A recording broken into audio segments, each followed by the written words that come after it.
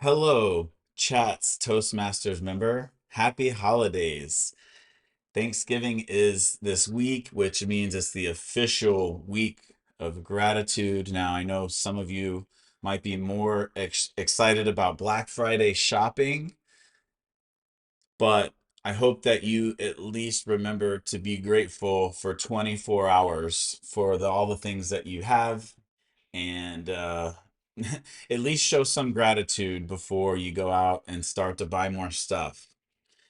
In the season of gratitude, I wanted to share with you 5 speeches that I've heard in Chats Toastmasters by other people over the years that have had a profound impact on my life. The very first speech I ever heard in Toastmasters was by Will Newman. He's a fellow I used to play poker with, and he would hear me complain about my bad health a lot, so he finally invited me to come hear his speech about it was called "Which Bus Will You Be On?" I still remember it very vividly. There were 2 buses, 2 tour buses full of people that stopped at the same stop out in the middle of the desert. One of the buses was full of retired people, but they were healthy and happy and they were energetic and they bounced off on and off the bus and just had a lot of joy on their face. The other bus was full of retired older people, same age, but they were unhealthy. They were in pain or immobile and had difficulty getting in and out of the bus. And the moral of the story was, which bus will you be on? That basically the point of life isn't to just live to be 90 years old. You want to still be able to be fit and healthy enough to do the things you love. And the perfect example of that is Joe Weldon, who's 83 years old and still going out doing ski passes every year. And that is what I want to do. So I'm grateful to Will for being one of my mentors, for introducing me to Toastmasters, and for inspiring me to take control of my health. The second speech I'm grateful for is one that I heard by Nick Arapalis. It was about taking baby steps to create new habits. I literally used this concept 5 years ago to create the habit of walking in my neighborhood every week, every day. And the way that I did that was I started for like the first 2 or 3 days, I literally didn't even go outside. I just put my walking shoes on, stretched a little bit inside the house, and then took my shoes off. By the end of the week, I was putting my shoes on, walking to the end of the block, which was really basically nothing, but I was getting outside. And then after a month or two, I had formed a habit. I was walking through my neighborhood almost every day, and I was even walking over a mile in some cases. And it's a great way to build habits. So grateful to you for that, Nick. The third speech I'm grateful for was one that I heard a few years ago by Michelle Trent that was all about making adventures and vacations more memorable by doing silly, random, whimsical, fun things that not only increase the excitement of an adventure, but make it more memorable for you and everyone. And I appreciate being reminded of that sometimes that it's okay to add extra fun for no reason to things. The fourth speech that I'm grateful for is one that I heard from Robert Poole recently about networking. In particular, he gave a beautiful tip about approaching groups that are already talking to each other, which basically says that if it's an even number, you might as well just stay away. And then if it's an odd number, it's a highly approachable group. And I've already used this several times in my life and experienced this firsthand.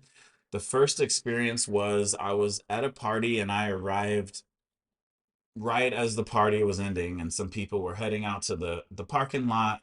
There was this group of 2 people that were kind of chatting by the car, so that I didn't know, and I went over and kind of made myself known, and they didn't invite me in. They kind of shut me out, so I said, okay, I moved on.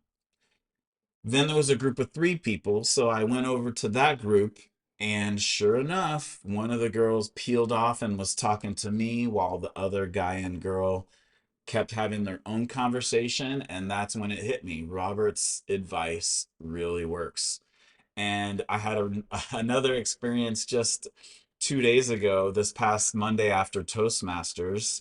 There was five of us remaining in the room, so I was kind of by myself. Jenny was talking with Shaban, Kristen was talking with Pearl, and I found myself wanting to kind of get into one of the conversations, but it wasn't happening because they were each already paired up. And if I had been paying more attention, I would have just noticed that and seen myself out. So now I feel like that's a really good lesson about social interaction. It's so something so obvious that I don't know that I had ever actually like put my finger on it and counted it as like a hard and fast rule. So thank you for that, Robert. And my fifth speech that I'm grateful for was by Pearl Falani this past Monday, called How Are You Doing? And a lot of times we get asked this question, whether it's from friends and family or some stranger, or even, and it's so open-ended that it's tough to answer. And it's, for me, easy to get triggered by this question. So gratitude to you, Pearl, for giving me an alternative way to carry that conversation into an interesting thread. So this past Monday, I got to use it right away, right after I heard your speech. I was talking with my massage therapist, and she asked me, "How are you doing?" And I didn't know if she meant my body or my life. And I said, "Well, what do you mean?" And she said, "Well, I mean, how are you doing?" So I remembered Pearl's suggestion, and I just started listing things that I have done that I did last week. I mentioned that I went out dancing, 3 times last week. And then before I could even continue, she kind of carried the conversation off in that thread. So grateful to you, Pearl, for that and all the other wisdom you shared. And as a bonus gratitude, I'm grateful for a speech that I heard by Joel Weldon, not in person in chats, but on YouTube that you can find. And it was about using impact words to enhance your speech, particularly the words even, improve, and make. So using the term even better, improve instead of change, and make it a great day versus have a nice day. And not only have I used those little word switches hundreds of times over the past few years, but I've also discovered a few other little word switches that work even better. And it's just a great concept. So thank you, Joel, for introducing that to me, and also for just all of the leadership, wisdom, and good vibes that you have provided our club over the decades. We are all grateful to you, I'm sure, for that.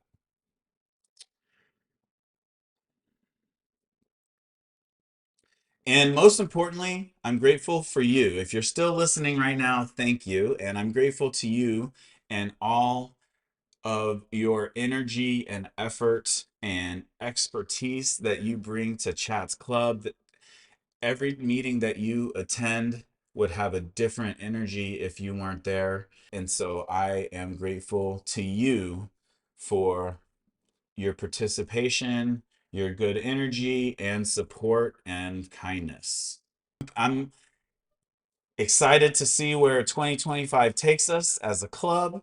And I'm giving a speech this Monday. I hope to see you there. It's about consent. Consent is sexy, and it's basically going over a few of the different instances where asking consent is a great idea, and how when you give consent or when you ask for and receive consent, how great that is and all the benefits to that for you and for the receiver. So I'll be more specific on Monday. I hope you can come check it out. But until then, enjoy your friends and family, enjoy some delicious food. And if you're looking for a call to action, practice gratitude. Maybe just randomly say out loud to yourself or to a group 5 things that you're grateful for. They can be anything at all, big or small, and ask somebody else 5 things that they're grateful for. It's a fun practice and it's a great habit to get into practicing gratitude. We heard several speeches a couple of weeks ago from James, I think it was Claire and Kristen, that we all had a theme of gratitude that week. So this is how I practice. I like to think of 5 things that I'm grateful for, and it's hard to start once you stop, but it's always a worthwhile practice. Oh, and one more call to action. If you so desire, maybe use one less piece of trash than you would otherwise. Reuse someone else's paper plate or plastic fork, or just grab something else and I don't know, save a turtle, save a tree, that kind of thing. All right. I love you all. Thanks for making Chats Toastmasters so great. And I look forward to seeing you soon. Bye.